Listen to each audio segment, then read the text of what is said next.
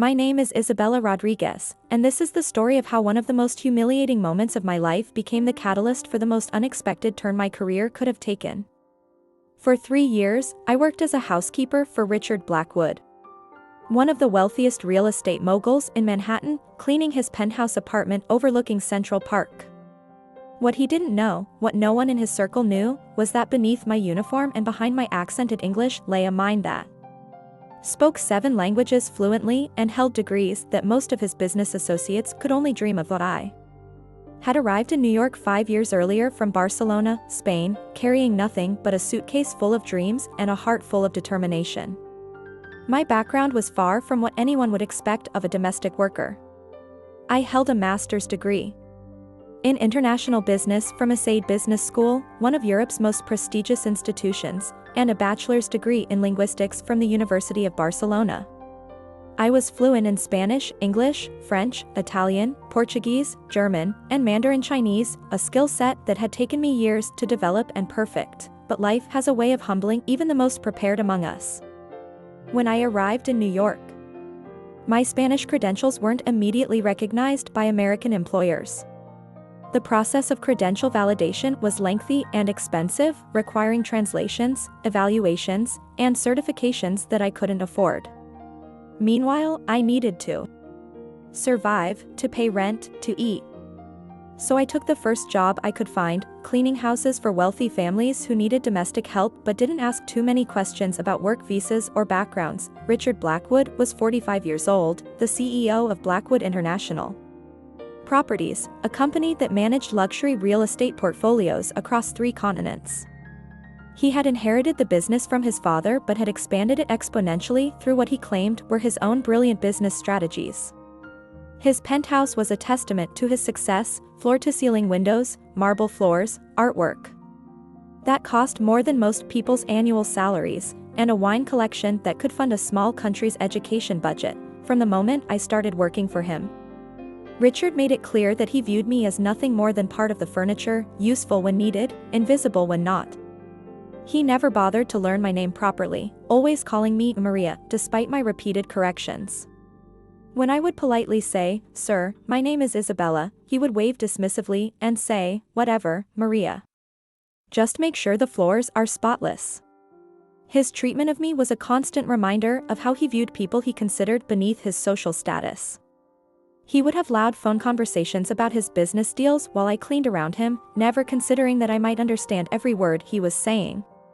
He would leave important documents scattered around his office, never imagining that the woman dusting his desk could read and comprehend complex financial reports in multiple languages. Richard's social circle was equally dismissive of the help.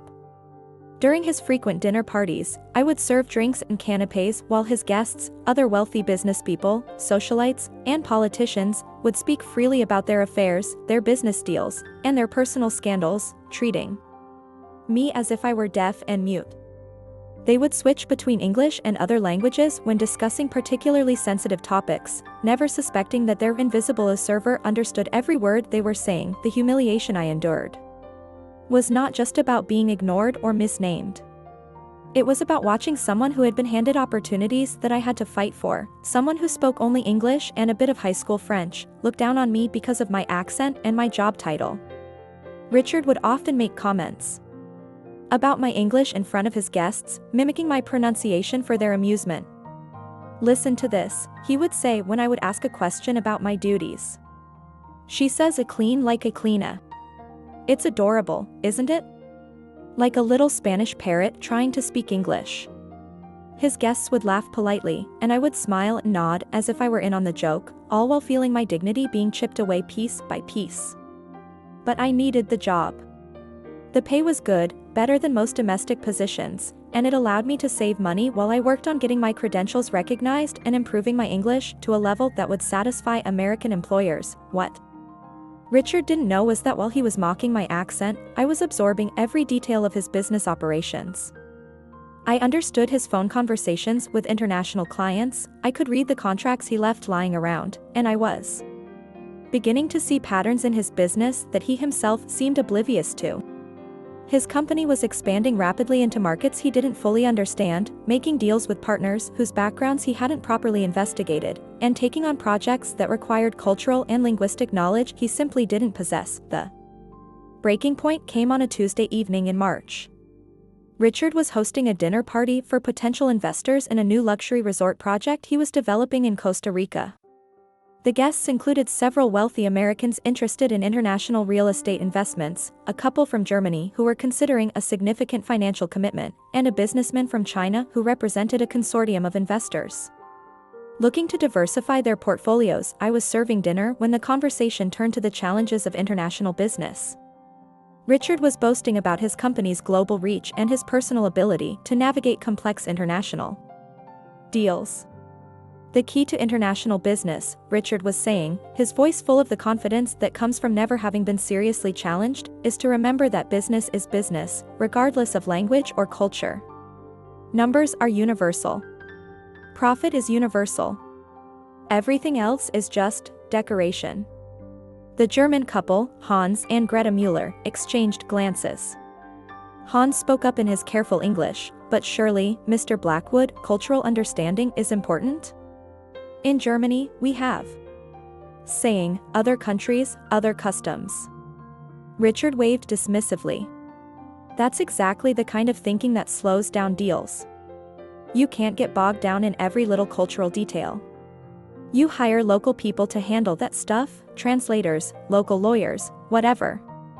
The important decisions are made by people who understand business, not by people who just happen to speak the local language. As he said this, he gestured toward me as I was refilling his wine glass. I mean, look at Maria here. She speaks Spanish, obviously, but that doesn't mean I trust her to negotiate a business deal in Mexico. Speaking a language and understanding business are completely different things. The Chinese businessman, Mr. Li Wei, looked uncomfortable. In Mandarin, he said quietly to his assistant, "This man doesn't understand that language and culture are inseparable from business success. His attitude will cause problems." I understood every word, but I continued serving as if I hadn't heard anything. Richard, oblivious to what had just been said, continued his monologue about the superiority of American business practices. The problem with international business, he continued, is that everyone thinks their way of doing things is special. But at the end of the day, money talks, and it speaks English. This comment caused visible discomfort among his international guests. The German couple began speaking to each other in German, expressing doubts about Richard's cultural sensitivity and whether they wanted to do business with someone who showed such disregard for international perspectives. He seems very, how do you say, narrow-minded, Greta said to her husband in German. Perhaps we should reconsider this investment. Hans nodded. Yes, I'm concerned about his approach to international partnerships. This attitude could create serious problems. Meanwhile, Mr. Li was having a similar conversation with his assistant in Mandarin. His disrespect for other cultures is concerning. How can we trust him to represent our interests appropriately in international markets? Richard, completely unaware of the damage he was doing to his own business prospects, continued to hold court, making increasingly insensitive comments about international business and the supposed superiority of American approaches to everything from negotiations to project management. The evening reached its nadir when Richard decided to share what he considered a funny story about a previous international deal. "So I'm in this meeting in Mexico City," he began, "and the local guy starts speaking to me in Spanish.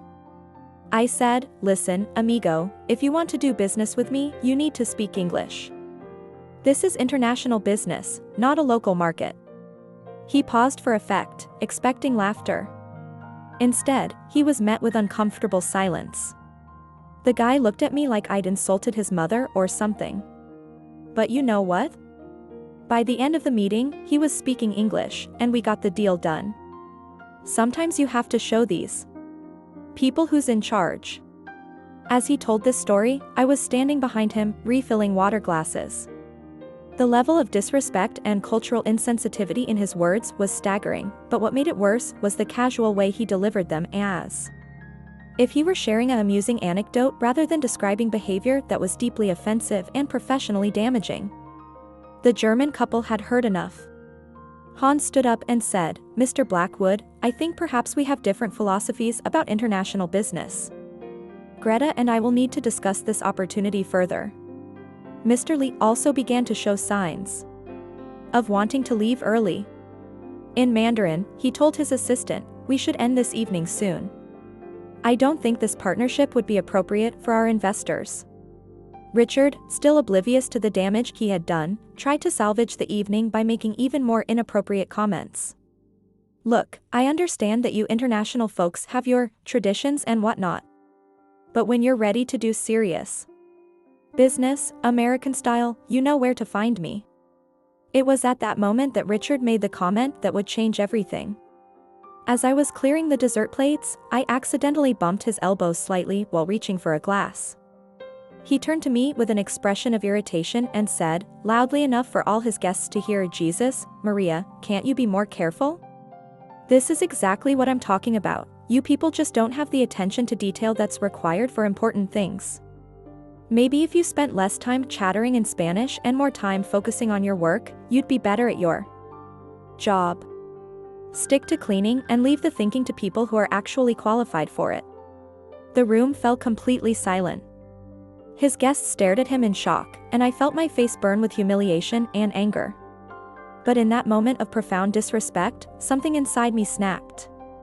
I had endured 3 years of condescension, mockery, and casual racism, all while biting my tongue and doing my job with professionalism and dignity. But this was too much, so I straightened up, looked Richard directly in the eyes, and in perfect, unaccented English, said, "Mr. Blackwood, with all due respect, I believe there are some things you should know." The change in my voice, from the heavily accented English I had been using to the clear, educated tone I was now employing, was so dramatic that everyone in the room turned to stare at me. Richard's expression shifted from irritation to confusion. "First," I continued, "my name is Isabella Rodriguez, not Maria. Second, I hold a master's degree in international business from MAID'S Business School in Barcelona, one of Europe's top-ranked business schools.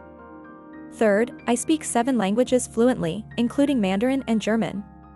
I turned to Mr. Lee and, in perfect Mandarin, said, "Mr. Lee, I couldn't help but overhear your concerns about Mr. Blackwood's cultural sensitivity and his ability to represent your interests appropriately in international markets. Your concerns are well-founded." Mr. Lee's eyes widened in surprise, and he responded in Mandarin, "You understood our entire conversation." "Every word," I replied, still in Mandarin. "And I believe your assessment of the situation is accurate." I then turned to the German couple and, in fluent German, said, "Mr. and Mrs. Mueller, your concerns about Mr. Blackwood's narrow-minded approach to international business are also justified. His attitude toward cultural differences could indeed create serious problems for any international venture." Hans Mueller nearly dropped his wine glass. "Mein Gott, you speak German perfectly." "I do," I replied in German. "And I've been listening to this entire conversation with growing concern about the cultural insensitivity being displayed here tonight." Finally, I turned back to Richard, who was staring at me as if I had just revealed that I was an alien from another planet. In English, I said, "Mr. Blackwood, while you've been mocking my accent and dismissing my intelligence, I've been observing your business operations. And I have to tell you, your approach to international business is not just culturally insensitive, it's financially dangerous." The room was so quiet you could have heard a pin drop. Richard's mouth was opening and closing like a fish out of water, and his guests were staring at me with a mixture of amazement and respect. You speak all those languages?" Richard finally managed to stammer. "I do. And I understand international business better than you might think. In fact, I've been watching your Costa Rica project with great interest, and I believe you're about to make some very costly mistakes." It was at that moment that I realized I had just burned every bridge I had in that room, but I had also just opened a door to possibilities I had never imagined. The humiliation I had endured for 3 years was about to transform into the opportunity of a lifetime. The silence that followed my revelation stretched for what felt like an eternity. Richard's face had gone through several color changes, from Red with anger to white with shock to a pale green that suggested he was beginning to understand the magnitude of what had just happened. His guests were staring at me with expressions ranging from amazement to admiration, while Richard himself looked like a man who had just discovered that his house had been built on quicksand. "This is impossible," Richard finally said, his voice barely above a whisper. You're a housekeeper. You clean toilets. You don't have a master's degree in business." I reached into my apron pocket and pulled out my phone. With a few quick swipes, I accessed my LinkedIn profile and handed it to him. Isabella Rodriguez, Master's in International Business, ISAID Business School, Barcelona. Bachelor's in Linguistics, University of Barcelona. Fluent in 7 languages.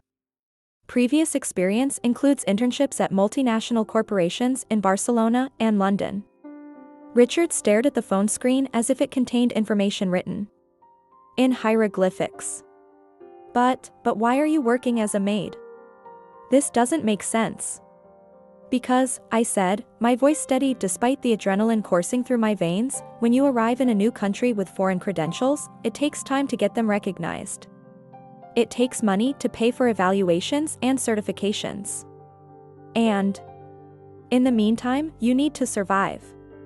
So you take whatever job you can find that pays the bills while you work toward your goals." Mr. Li Wei had been listening to this exchange with growing interest. In English, he said, "Miss Rodriguez, may I ask what you meant when you said Mr. Blackwood was about to make costly mistakes with his Costa Rica project?" I looked at Richard, who was still staring at my phone in shock. "Mr. Blackwood, may I have your permission to speak freely about your business in front of your guests?" What? Yes, I suppose," he stammered, clearly not thinking clearly. I turned to address the room. "Ladies and gentlemen, I've had the unique opportunity to observe Mr. Blackwood's business operations from an unusual perspective. While cleaning his office, I've seen contracts, financial reports, and correspondence related to his various international projects. What I've observed regarding the Costa Rica venture is deeply concerning." Hans Mueller leaned forward with interest. "What kind of concerns?"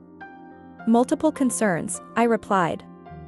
"First, the local partners Mr. Blackwood has chosen in Costa Rica have questionable backgrounds. The primary contact, Carlos Mendoza, has been involved in several failed development projects that resulted in significant losses for international investors.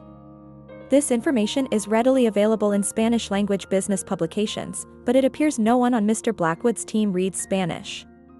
Richard's face was getting redder. "How could you possibly know about Carlos Mendoza?" "Because I read the contracts you left on your desk, Mr. Blackwood.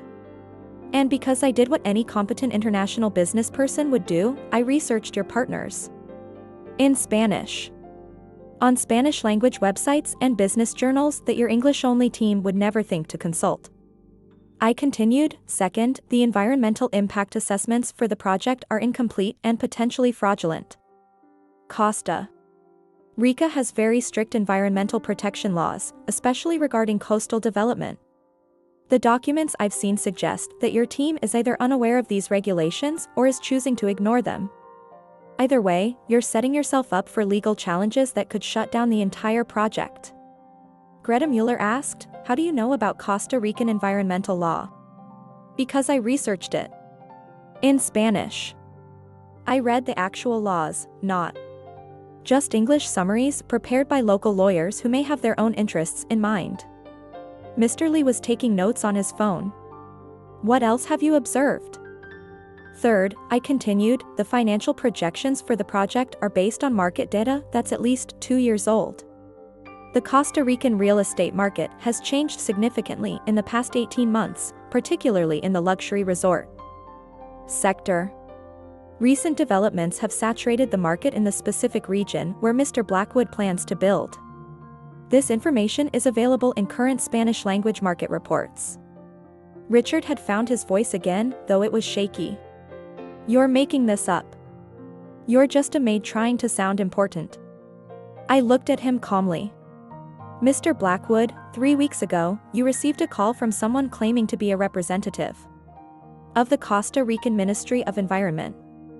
You dismissed it as a prank call because the person spoke heavily accented English and couldn't explain the complex regulatory issues clearly in English. You hung up on him. Richard's face went pale. How could you possibly know about that call? Because I was dusting your office when you took the call.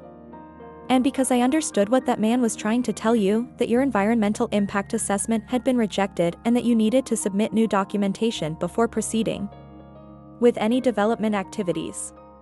The room was completely silent. Richard looked like he had been hit by a truck. That wasn't a prank call, Mr. Blackwood. That was an official warning from the Costa Rican government. And because you dismissed it, you've continued moving forward with a project that currently has no environmental approval. If you break ground without proper permits, you'll face not just project shutdown, but significant fines and potential criminal charges under Costa Rican law. Hans Mueller whistled low. Mein Gott, this is a disaster waiting to happen. Mr. Lee nodded gravely. Miss Rodriguez, how certain are you about this information? Completely certain. I've been following this project with great concern, watching Mr. Blackwood's company move toward what I could see was going to be a catastrophic failure. I've wanted to say something for months, but I gestured to my uniform, who would listen to the maid. Richard slumped into his chair, the full weight of the situation beginning to hit him. The environmental assessment, we paid $50,000 for that assessment. You paid $50,000 for a fraudulent assessment prepared by a company that's not accredited by the Costa Rican government, I corrected. The company that prepared your assessment, Tropical Environmental Solutions, lost its accreditation 6 months ago due to falsified reports on other projects. Again, this information is readily available in Spanish. Greta Mueller asked, Mr. Blackwood, how much money have you already invested in this project? Richard's voice was barely audible. $2.3 million. And how much more were you planning to invest? Hans asked. Another $15 million in the first phase. Mr. Lee shook his head. Mr. Blackwood, based on what Miss Rodriguez has told us, you would have lost all of that money. The project would have been shut down within weeks of breaking ground. I felt a mixture of satisfaction and sympathy as I watched Richard grapple with the reality of how close he had come to financial disaster. But I wasn't finished. There's more, I said. Your German investors, Mr. and Mrs. Mueller, were specifically interested in this project because they were told it would be the first luxury eco-resort in the region. But there are already 3 similar resorts within a 15-kilometer radius, 2 of which opened in the past year. This information is available in German-language travel and business publications that focus on Central American tourism development. Hans and Greta exchanged glances. We were not told about these other resorts, Hans said, his voice cold. And Mr. Lee, I continued, your consortium was interested in this project as part of a broader strategy to invest in emerging markets with strong growth potential. But the specific region of Costa Rica where this resort is planned has actually seen a decline in tourism over the past 18 months due to infrastructure problems and environmental concerns. This information is available in Mandarin language. Business reports from Chinese companies that have invested in similar projects in the region. Mr. Lee's expression was grim. We were told this was a high-growth area with excellent prospects. It was, I said. 2 years ago. But markets change. And if you're not monitoring them in the local languages, you miss the changes until it's too late. Richard looked up at me with an expression I had never seen before, respect mixed with desperation. Isabella. Miss Rodriguez, how do you know all of this? Because I've been doing what any competent international business analyst would do, monitoring the markets, researching the partners, following the regulatory environment, and staying current with local developments. The difference is that I've been doing it in the local languages, reading the local publications, and understanding the cultural context that affects business decisions. I paused, then continued, Mr. Blackwood, you've been operating in international markets while essentially blind and deaf to everything except what's presented to you in English by people who may not have your best interests at heart. It's like trying to drive a car at night with your headlights turned off. The room fell silent again as everyone absorbed the implications of what I had revealed. Richard's international guests were clearly reevaluating not just their potential investment in his Costa Rica project, but their entire assessment of his competence as an international business partner. Finally, Mr. Lee spoke up. "Miss Rodriguez, may I ask what your current employment situation is?" "I'm a housekeeper," I replied simply. "But surely you're looking for opportunities more suited to your qualifications." "I've been trying to get my credentials recognized and find appropriate employment, but it's a slow process. In the meantime, I need to pay rent and buy food." Hans Mueller leaned forward. "Miss Rodriguez, my wife and I represent a consortium of German investors who are always looking for qualified international business analysts. Would you be interested in discussing a consulting opportunity?" Before I could answer, Mr. Lee interjected. "Miss Rodriguez, my company also has need for someone with your linguistic abilities and cultural knowledge. We would be very interested in speaking with you about a position." Richard, who had been listening to this exchange with growing alarm, suddenly stood up. "Wait just a minute. Isabella works for me. She's my employee." I looked at him calmly. "Mr. Blackwood, I'm your housekeeper. You've made it very clear over the past 3 years that you don't value my intelligence, my education, or my insights. You've mocked my accent, dismissed my capabilities, and treated me as if I were invisible. Why would you suddenly want to retain my services now?" "Because..." Richard struggled to find words. "Because you just saved me from losing $17 million. No, Mr. Blackwood. I just revealed information that could save you from losing $17 million. Whether you actually save that money depends on what you do with the information." The evening had taken a turn that none of us could have anticipated.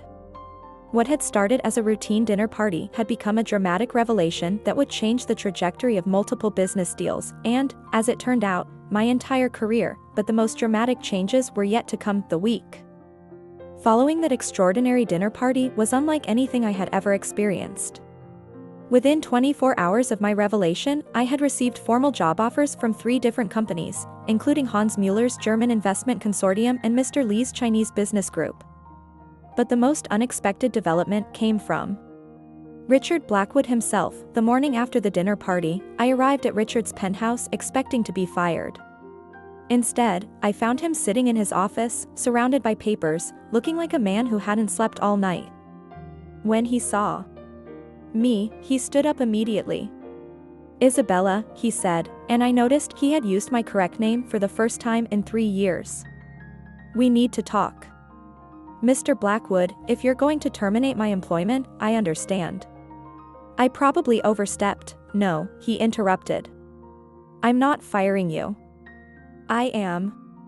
I'm offering you a job. A real job. As my Director of International Business Development." I stared at him in shock. "I'm sorry, what?" "You heard me. I want to offer you a position as Director of International Business Development for Blackwood International Properties. Full benefits, stock options, 6-figure salary, and a corner office." I sat down slowly, trying to process what he was saying. "Mr. Blackwood, yesterday you were mocking my accent and telling me to stick to cleaning. Today you want to make me a director?" Richard had the grace to look ashamed. "Isabella, I owe you an apology. Multiple apologies. For 3 years, I've been an arrogant fool. I made assumptions about you based on your job title and your accent, and those assumptions nearly cost me everything." He gestured to the papers scattered across his desk. "I spent all night going through my international projects, and you're right about everything. The Costa Rica project is a disaster waiting to happen. The environmental assessment is fraudulent. The local partners have questionable backgrounds. The market data is outdated. If I had proceeded as planned, I would have lost everything. Mr. Blackwood, please, let me finish. I've built this company on the foundation my father left me, but I've been expanding internationally without really understanding what I was doing. I thought money and American business practices were enough. I was wrong. I need someone who understands international markets, who can communicate with partners in their own languages, who can navigate cultural differences. I need you. I looked at him carefully, trying to gauge his sincerity. Mr. Blackwood, this is a very sudden change of heart. Yesterday I was just the maid whose accent amused you. And I was an idiot, he said bluntly. Isabella, you have skills and knowledge that my company desperately needs. You speak 7 languages. You understand international business. You've been analyzing my operations and seeing problems that my entire team missed. I can't afford to let you walk away. What? About your existing international team? Richard's expression darkened. My existing international team consists of 3 people who speak only English and rely entirely on local translators and consultants. They missed every single problem you identified. They're either incompetent or they've been lying to me. Either way, changes need to be made. I stood up and walked to the window, looking out at Central Park while I considered his offer. The irony of the situation was not lost on me. The man who had spent 3 years treating me as invisible was now desperate for my expertise. Mr. Blackwood, if I were to consider this position, I would need certain assurances. Name them. First, I would need complete authority over all international projects. No more moving forward with deals until I've thoroughly vetted the partners, the markets, and the regulatory environment. Done. Second, I would need the authority to hire and fire international team members based on competence, not just English language skills. Agreed. Third, I would need a formal apology, in writing, for the way I've been treated over the past 3 years, and a commitment that such behavior will never be tolerated in this company again. Richard nodded immediately. You'll have it today. And finally, I want equity in the company. Not just stock options, but actual ownership. If I'm going to save your international operations, I want to share in the success. Richard paused at this request. How much equity? 5%. That's a significant amount. Mr. Blackwood, your international operations represent 60% of your company's revenue. If I'm right about the problems in your current projects, you're looking at potential losses that could bankrupt the company. 5% of a successful company is better than 100% of a bankrupt one. Richard was quiet for a long moment, then nodded. 5%. But I want a 5-year commitment from you. 3 years, with performance bonuses tied to the success of international projects. Deal. And just like that, I went from being a maid who was mocked for her accent to being a director with equity in a multi-million-dollar company. The transformation of Blackwood International Properties began immediately. My first act as director of international business development was to conduct a comprehensive audit of all existing international projects. What I found was even worse than I had suspected. The Costa Rica project was just the tip of the iceberg. The company had projects in Mexico, Brazil, Germany, and China, all of which had serious problems that had been overlooked or ignored by the previous international team. In Mexico, they were working with a partner who was under investigation for money laundering. In Brazil, they had invested in a project that violated indigenous land rights. In Germany, they had signed contracts that were invalid under German law due to translation errors. In China, they were attempting to develop property in a region that had been designated for environmental protection. Richard, I said during our first formal project review meeting, it's a miracle that you haven't been arrested, sued, or banned from doing business in half these countries. How bad is it? He asked, though his expression suggested he already knew the answer. Bad. We need to immediately halt all international projects until we can conduct proper due diligence. We need to renegotiate contracts that are legally problematic. We need to find new partners in several countries. And we need to completely restructure our approach to international business. How long will this take? 6 months to clean up the existing mess. Another 6 months to establish proper protocols and partnerships. a full year before we can safely move forward with new projects. Richard looked like he was going to be sick. A year? Isabella, our international operations generate 60% of our revenue. If we halt everything for a year, if we don't halt everything now, we'll lose everything permanently. Richard, you're not just looking at financial losses. Some of these projects could result in criminal charges. The Brazil project alone could land you in prison for violating indigenous rights laws. The next 6 months were the most challenging of my professional life. I worked 18-hour days, traveling constantly, meeting with government officials, lawyers, and business partners in 6 different countries. I had to terminate relationships with partners who were corrupt or incompetent, negotiate settlements for projects that couldn't be salvaged, and establish new protocols for international business development. The language skills that Richard had once mocked became the foundation of our success. In Mexico, I was able to negotiate directly with government officials in Spanish, building relationships based on mutual respect and cultural understanding. In Brazil, I worked with indigenous rights advocates to develop a project that would benefit local communities rather than exploit them. In Germany, I rewrote contracts in proper German legal language, ensuring that all parties understood their obligations. In China, I spent weeks building relationships with local partners, understanding the cultural nuances that had been completely ignored by the previous team, but the real transformation wasn't just in the company's international operations, it was in Richard himself. As he watched me work, as he saw the results of proper international business practices, he began to understand how much he had been missing by dismissing other cultures and languages.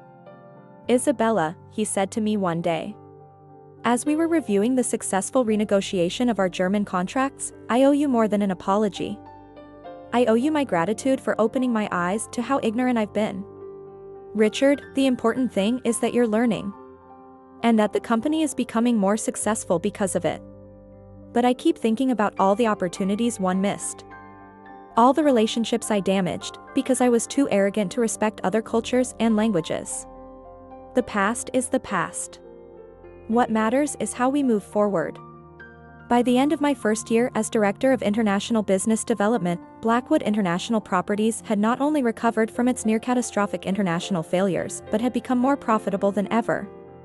Our new approach to international business, based on cultural respect, linguistic competence, and thorough due diligence, had attracted partners and investors who valued working with a company that understood global markets. The Costa Rica project, completely restructured with proper environmental approvals and legitimate local partners, became our most successful resort development. The Brazil project, redesigned to benefit indigenous communities, won international awards for sustainable development. Our German partnerships expanded to include 3 major cities, and our Chinese operations became a model for successful East-West business collaboration, but perhaps the most satisfying transformation was in the company culture itself. Richard instituted new policies requiring cultural sensitivity training for all employees, language bonuses for staff who became fluent in additional languages, and diversity hiring practices that valued international experience and multilingual abilities. "You know," Richard said to me during our second annual review, "the best business decision I ever made was hiring you as my housekeeper." I laughed. "I think you mean the best business decision you ever made was finally listening to your housekeeper." "No," he said seriously. "I mean hiring you in the first place. Even when I was too stupid to recognize your value, you were there, observing, learning, understanding my business better than I understood it myself. You were the asset I didn't know I had." 3 years after that humiliating dinner party, I was promoted to Vice President of International Operations. 5 years later, I became a partner in the company. And 7 years later, when Richard decided to step back from day-to-day operations, I became CEO of Blackwood International Properties, the company that had once been run by a man who mocked foreign accents and dismissed other cultures was now led by a woman who spoke 7 languages and had turned cultural diversity into our greatest competitive advantage. We had offices in 12 countries, partnerships on 5 continents, and a reputation as one of the most culturally competent international development companies in the world. Looking back, I realized that the humiliation I endured for 3 years was not just an obstacle to overcome, it was preparation for the opportunity of a lifetime. Every insult I absorbed, every dismissive comment I endured, every moment I was treated as invisible, was teaching me about the company, the industry, and the man who would eventually become my business partner. Richard Blackwood learned that the accent he had mocked was the voice of his salvation. And I learned that sometimes the greatest opportunities come disguised as the greatest humiliations. The key is to remain ready, to keep learning, and to never let anyone else's limited vision define your own potential. The maid who was told to stick to cleaning became the CEO who transformed an entire company.